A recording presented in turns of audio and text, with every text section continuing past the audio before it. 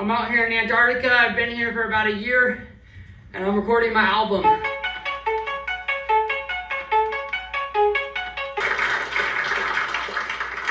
What's up, guys? My name is Oliver Tree. It's a pleasure to be here. This is my 64th consecutive week here in Antarctica. Give you a good judgment. If I was to bet, that little one looks like an entry port right there. The one on the right, that small one, that's probably for a smaller ship. Get a close-up of that. What I'd give to get a chance to go up in there. Are you fucking shitting? 1, 2, 3, 4, 5.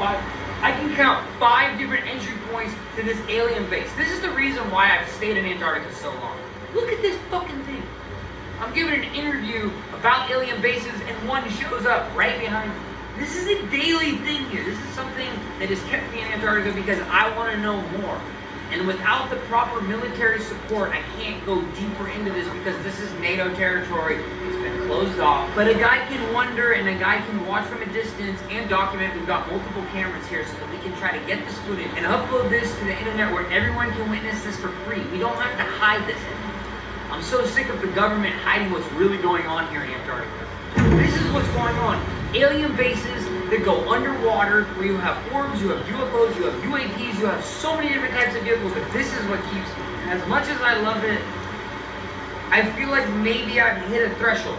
Maybe at some point I can come back and work closer with more scientists.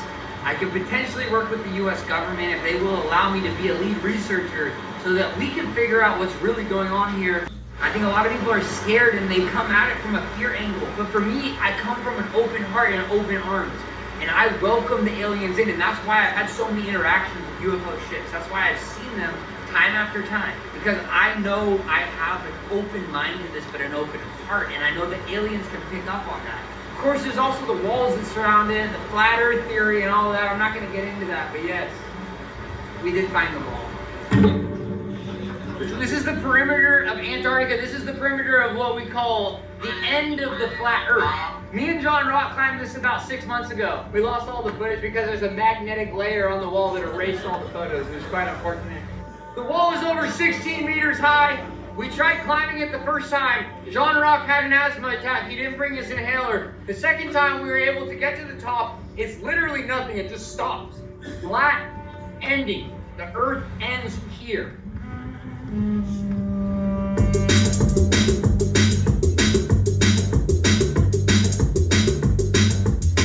this proves everything we know about the flat earth theory. The world is not round, otherwise there wouldn't be a wall surrounding all of Antarctica. The perimeter is an entire wall. If you come here, you will see it time after time proving the world is flat. Well, there was one guy, he was one of us. He was the flat earther, and then he came out here and he was like, oh, the earth's not flat. He changed this whole thing, but that was not a real flat earther. That was a guy who was put in by the government. Undercover.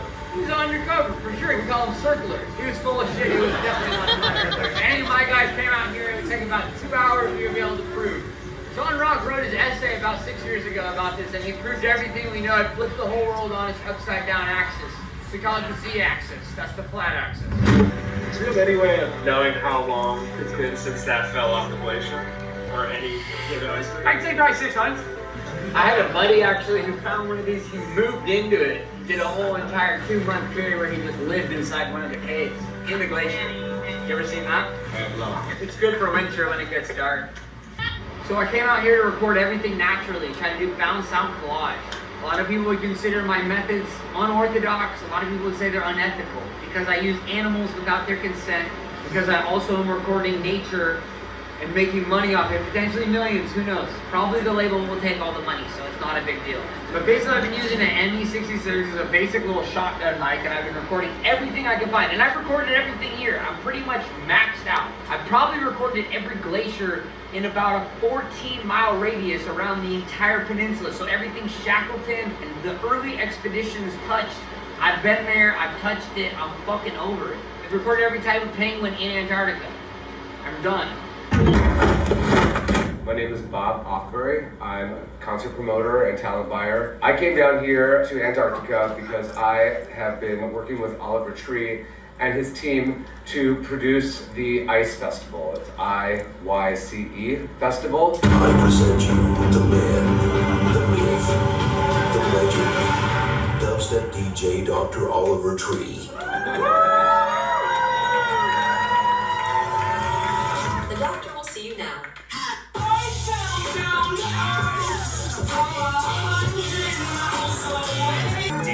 Dr. Oliver Tree. This was absolutely the most heinous crap I've ever heard in my entire life. I knew that nobody was going to connect to this music. I'm just sitting here thinking, like, I'm ruined. All this energy and resources and money that we're putting into this event, it was just absolute garbage.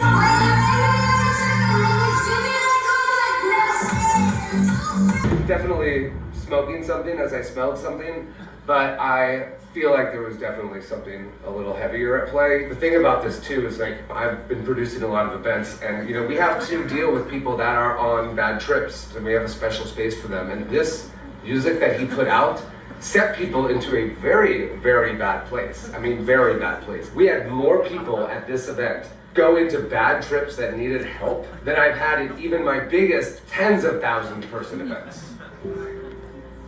It made my little homie Tommy just start projectile vomiting. As soon as Tommy started projectile vomiting, another person started projectile vomiting. And that caused another person to start projectile vomiting. This is not meant for the general human consumption.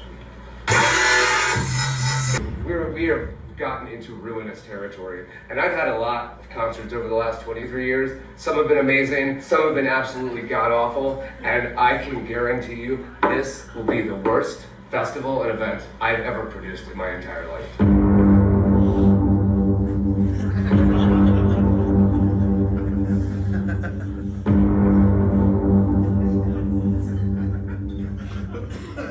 They don't know anything about rave culture. It's a movement.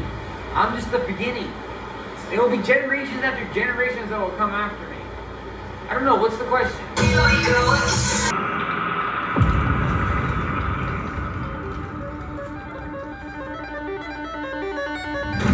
You know, an ambient set is an ambient set, and we're sitting there, we have this like beautiful glacier, icebergs behind us, but then in the middle of it, this pod of orcas is coming up and swimming next to the boat. It was really magical.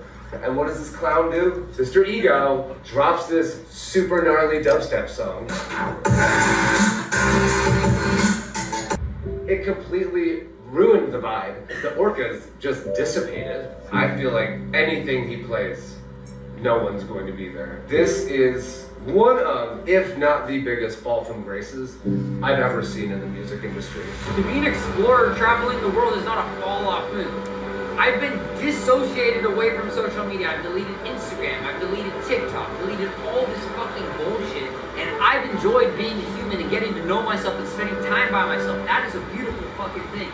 So don't go for a second saying you fell off. I mean, I've seen a lot of fall-offs in the 23 years. This is going to be the end of his career. And it's sad. I really think that we really need to be watching out for him. This was my version of making it. I didn't buy a house, I didn't buy a car. I've been living on a boat in Antarctica. That's the dream come true. I don't want to be a famous guy. It just reached the point where my entire identity was wrapped up in artist, creator, not funny comedian, all this stupid fucking shit. I'm so much more than that. Yeah, I did some time as a hand model. Yeah, I'm an inventor. Yeah, I'm incredibly handsome and do modeling on the side. But first and foremost, I am an explorer.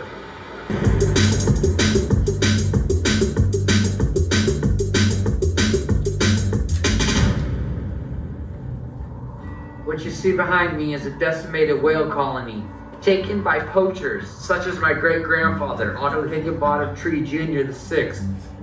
And behind me, you can see the remains of the ship that my great-grandfather took on his whaling mission. Pathetic. Over 6,000 whales killed in 1 year by the man I call grandfather. There's blood on my family's hands.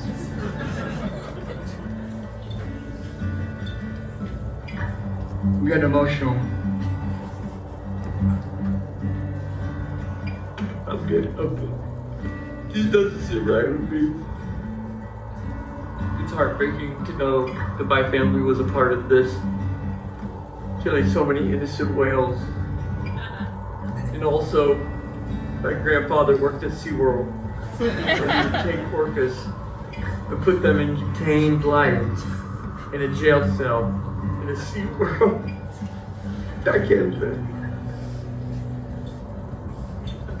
As you can see behind me, these are full-blown adult manatee whale bones. The last few years, archaeologists have turned the entire world upside down from what we knew. Whales originally had feathers with back hind legs that could walk on land. It was said that over 6,000 years ago they could fly.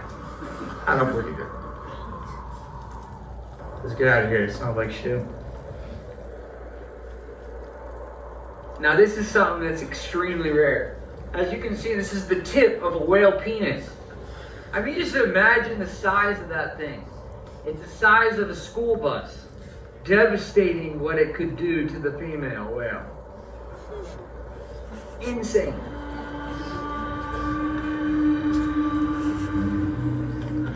After consuming their own feces, the penguins start to get dizzy and go into a dreamlike state, similar to that of ayahuasca.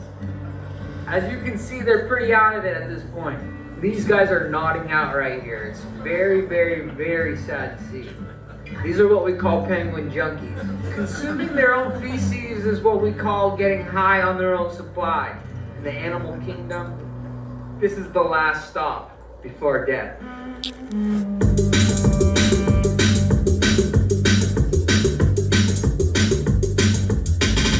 Over the last few years, researchers have found that penguins are polyamorous. What you see behind me is a polycule, which means this is a family with multiple males, multiple females, unsure who the father is. It does not matter to the penguins. They raise each as it's their own.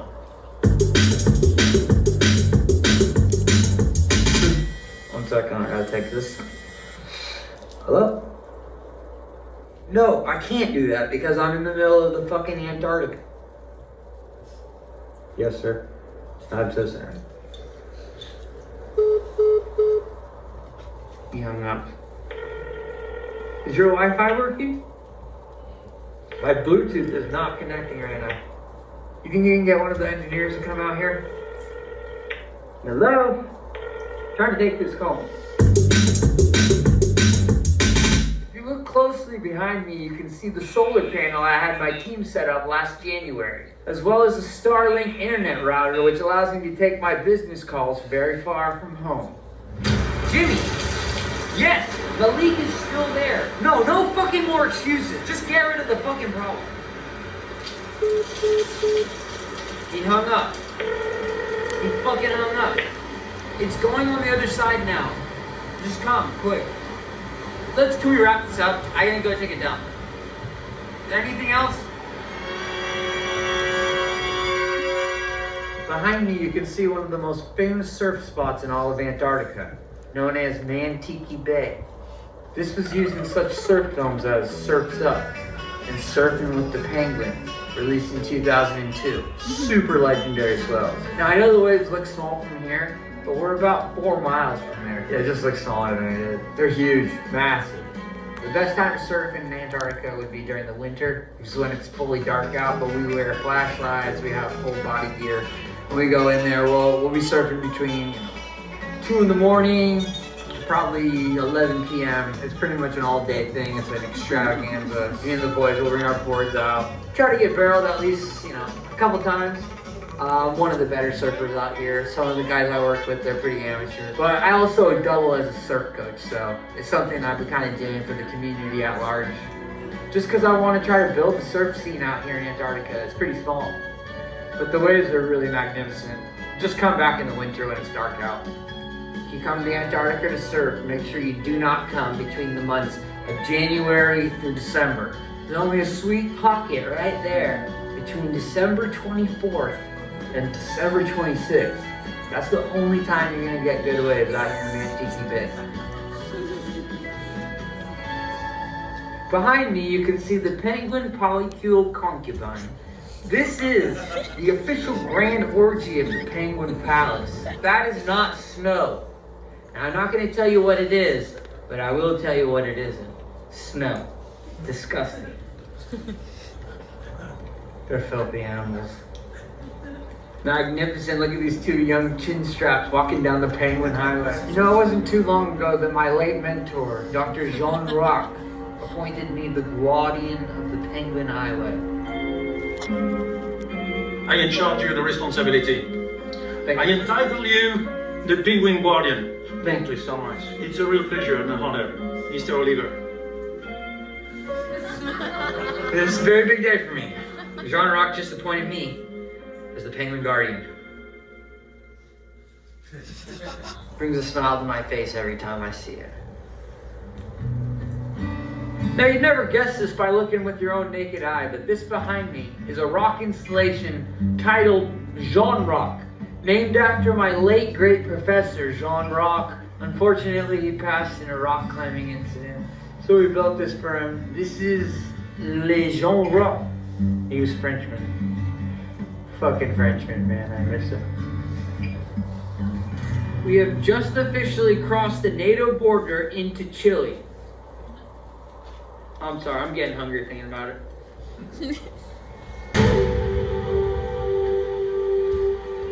Behind me, you can see one of 17 alien-based caves, which enters into what we are almost 99% sure is the entry point to Agartha, the Hollow Earth. This underground civilization, said to exist within the Earth's core, was first discovered by one of Christopher Columbus's disgruntled cronies. His former co-captain, Shepherd Charlemagne, allegedly led an expedition 13 miles into this exact Antarctic snow cave on the night of April 30th, 1886. He claimed to find a mythical subterranean kingdom inhabited by enlightened lizard-like beings. Today, this so-called Hollow Earth, aka Agartha, is rumored to be a preferred vacation destination for the global elites. Get a whiff of that.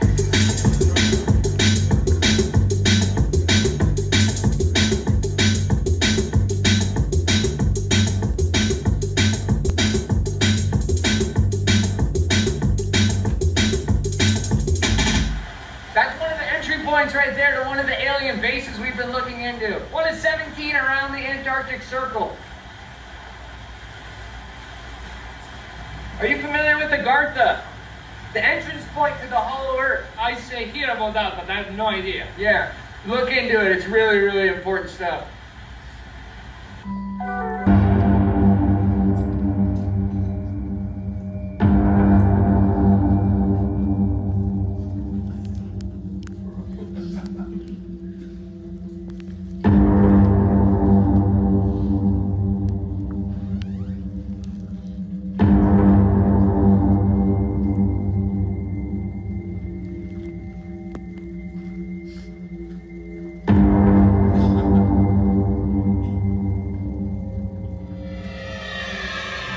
Been hired to work for me, not for these fucking clowns. These guys aren't paying you. They're certainly not paying for the fucking camera that I'm renting out for $40,000. This is the same camera that NASA used to fake the moon landing, and you're just giving it willy-nilly to anybody who asks, without fucking consulting to me.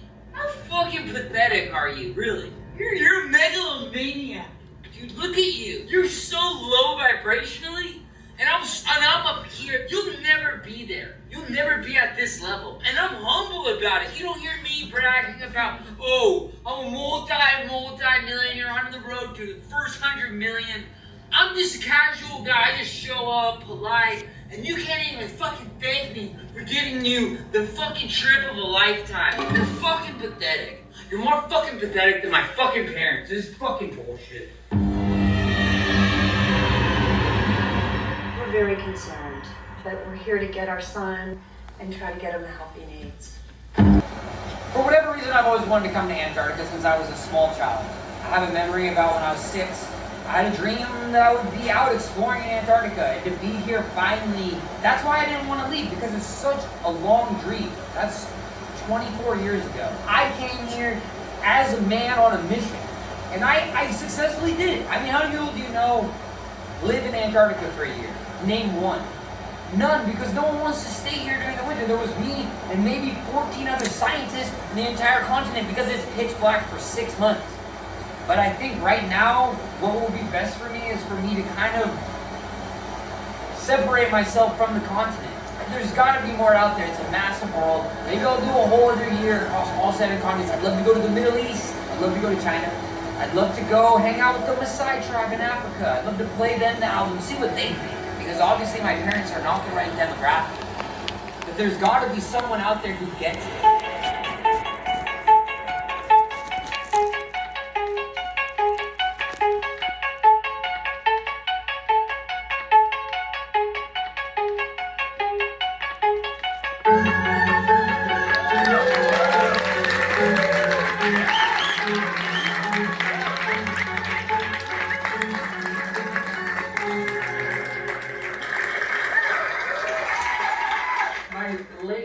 Former mentor Jean Rock appointed me the guardian of the Penguin Highway, and I just want to say, any question about albino parakeets or the monkey sharks, come to me.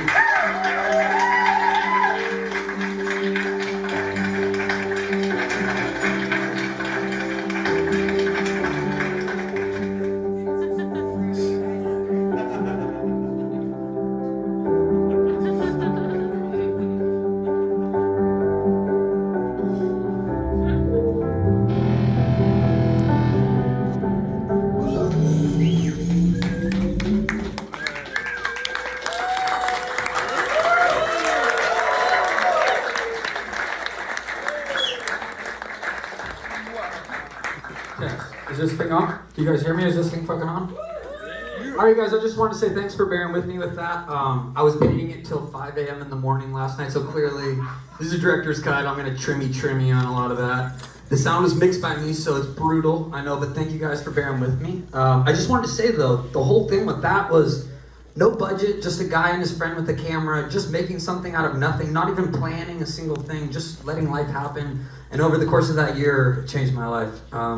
I made the first half of the album during that year, and then the second half I went to go travel and then basically hit 82 countries. And so what I'm gonna show you guys next is the album in its full. Also, this isn't entirely finished, but we have visuals of me and my band playing them. And yeah, I just wanted to say, you guys, there's enough creativity in this room to be able to shine and bright such a strong light across the world. And my whole goal here is just to inspire you guys. You don't need a record label, you don't need crazy budgets, you don't need anything. You just need time and an idea and creativity, and you do not need to be asking for someone's permission to do this shit. I don't have any plan for this. Like, maybe I'll put it on YouTube, maybe I won't ever release it. I don't give a fuck. It's just to make art. And that is the whole point, and I wanted to just show you guys you don't need some fancy crazy budget to do that. You don't need someone's permission or waiting on someone's dollar to make a film. Even if it was pretty shitty, that is still fun to do.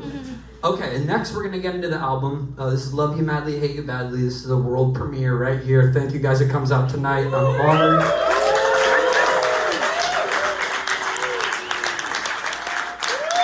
Is there any way to put the house lights on really quick so I can just see what the crowd looks like?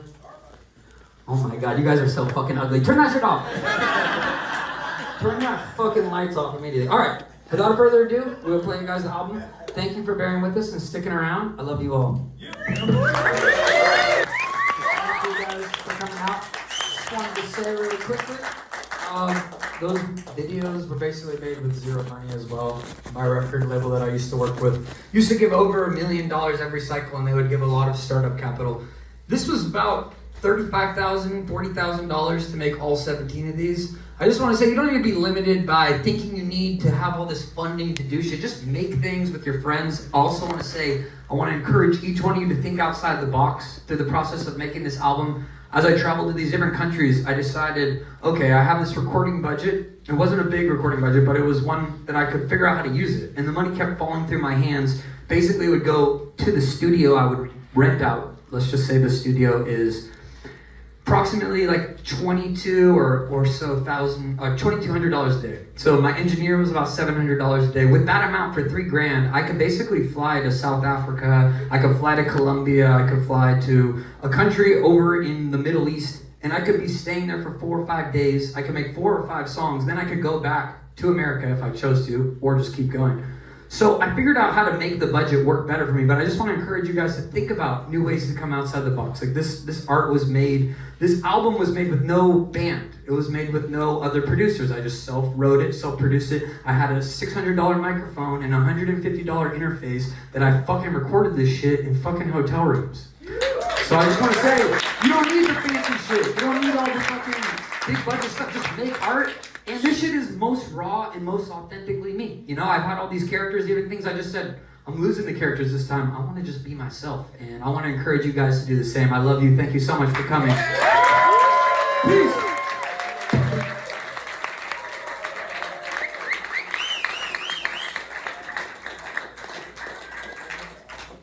And we're getting kicked out. Everybody have a great night.